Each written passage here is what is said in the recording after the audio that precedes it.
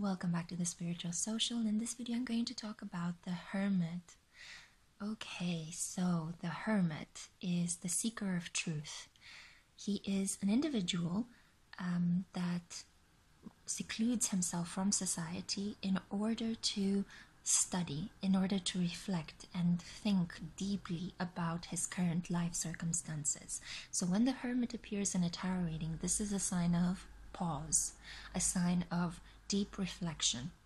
You might be thinking, okay, Lexi, but the Hanged Man seems to have a similar energy. Yes, indeed, but the Hanged Man does not have the particle of seeking knowledge and seeking truth. The Hanged Man could just be suspended in contemplation without actually having to investigate and conduct research. Our Hermit is a scientist, and our Hermit is also emotionally detached. This is a really important characteristic of this card. So you can imagine that when the Hermit appears in a love reading, this is not necessarily a good sign. I would even see death or the devil as a much more interesting way to color a love reading than if the Hermit appears. This is basically the sign of, I am taking all of my toys and I am moving in the mountains because I want to be alone and removed from the situation.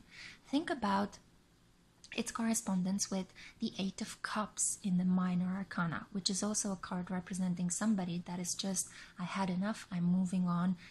Whoops, we got interrupted.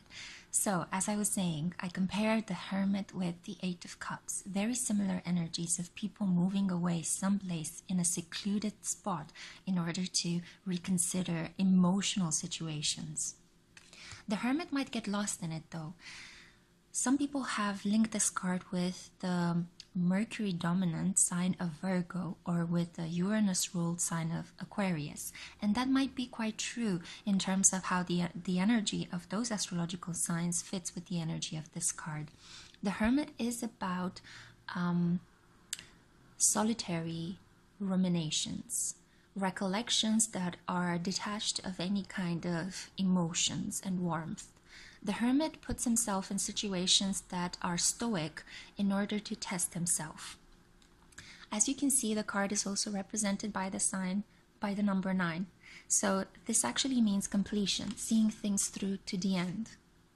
The Hermit in its isolation could actually encounter a lot of turmoil, a lot of overthinking. So this could be the shadow side of the Hermit, and it could be one way to interpret this card in a tarot spread. Overthinking, indulging too much in the pleasures of the mind, can lead to paranoia, can lead to an idea that it's you against society, it's you against the world, which in the end might harm the Hermit and might lead him even further into seclusion rather than coming back into society. The whole point of the Hermit seclusion should actually be returning to society in a completely different way, in a way in which you are ready to rebuild on firmer foundations. But our Hermit can get lost sometimes, and that's one of the perils of this card. Nonetheless, this card is majestic, and it is symbolizing a period of pause, peace, and tranquility that should be honored and respected rather than discarded. In this way, our Hermit contributes to the Major Arcana energy by bringing a necessary lull in all the activity that is brought about by other more dominant cards, such as the Chariot or the Emperor.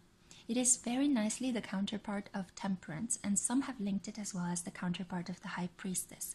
I do, however, see him on its own terms. The Hermit is his own man. Free, logical, and completely detached from any boundaries that society imposed upon him.